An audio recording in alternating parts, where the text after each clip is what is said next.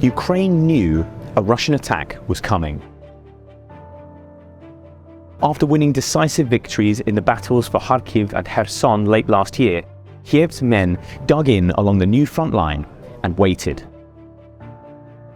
As January arrived, in the depths of the Eastern European winter, the Russians came for them.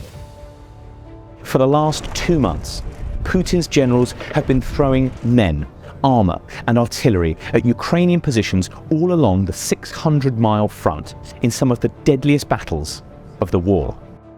But as the dust begins to settle and the blood begins to dry, Russia has almost nothing to show for it. Putin's ramshackle army has inched the front line forward but failed to make any kind of breakthrough, despite losing up to 1,000 men per day. As the frozen ground begins to thaw into a muddy slush, Kyiv believes the offensive is now all but exhausted.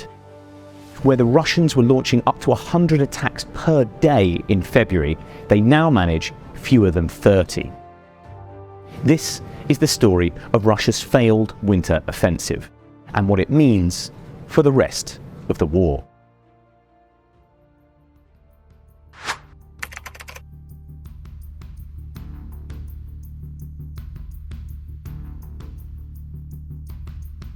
Bakhmut was the first to be hit.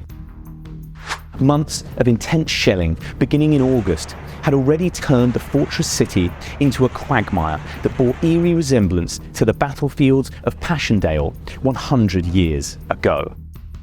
Then, in early January, a renewed Russian assault captured the town of Soledar to the north. This was significant because it brought some of Ukraine's main supply routes into the crosshairs of Russian artillery and gave Putin's men a route to outflanking the city.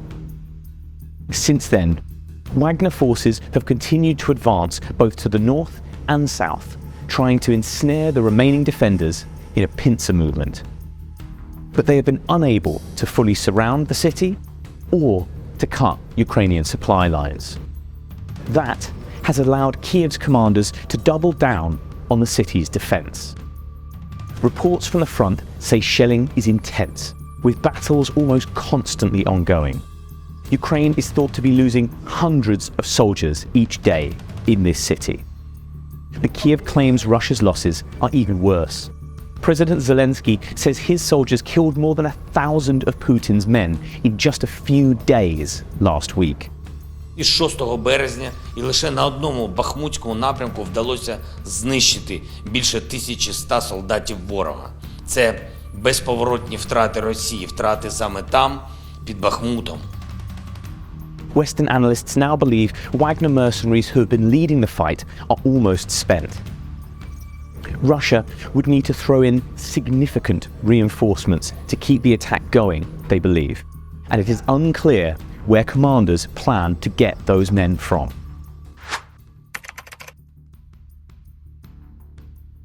Around 30 miles to the north of Bakhmut, more heavy fighting has been taking place around the city of Kreminna.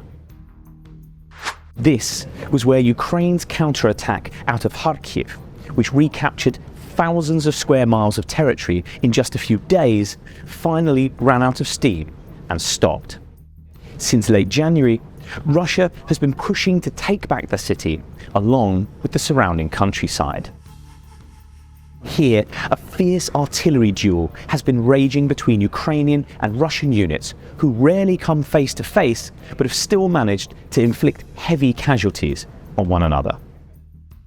Observers say Russia has thrown 3 divisions, or around 30,000 men, at this section of the front line, while achieving only limited gains. Putin's men have managed to advance towards the city of Liman, which Ukraine recaptured last year and was visited by President Zelensky, but have not managed to enter it. Then, last week, the attacks largely stopped. It seems the Russian assault has ground to a halt, miles short of their objective.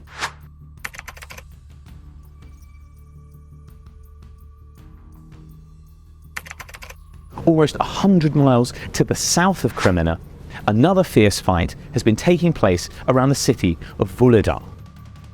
Here, Russian armour has been trying to smash through Ukrainian lines, producing what commanders have dubbed one of the biggest tank battles of the war to date. Over 3 weeks in February, Kyiv says 130 Russian tanks and armoured vehicles were destroyed, trying and failing to seize the city. Ukrainian forces laid clever ambushes along routes they knew Russia's inexperienced tank commanders would use, forcing them off the roads and into fields that had been laid with mines. Once the mines had disabled the tanks, artillery and HIMARS rockets were called down on top of them to finish the job.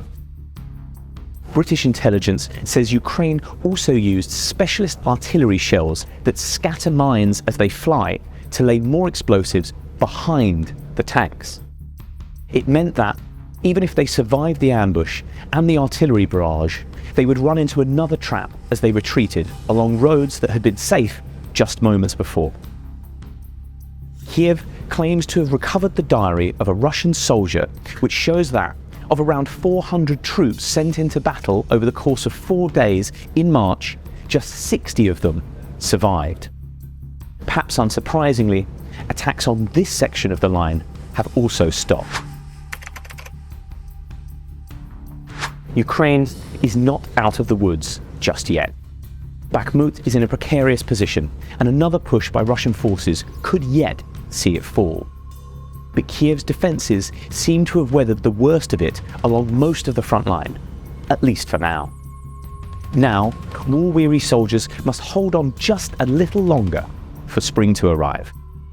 As the weather warms and the ground hardens, the first of Ukraine's new offensive battalions, which have been training in the UK, Germany and elsewhere, should begin to arrive. Kyiv will use these troops, which will be armed with newly donated Western tanks, armoured vehicles, jets and artillery, for a counter-attack. Commanders hope they will be able to drive Russia all the way back to its own borders. But some doubt their abilities. Attacking is much harder than defending, and it is unclear whether the new recruits can successfully use all of the high-tech Western gear they have been given. Time will tell who got it right. Until then, we can only wait to see what spring will bring. If you enjoyed this video, don't forget to hit like and subscribe.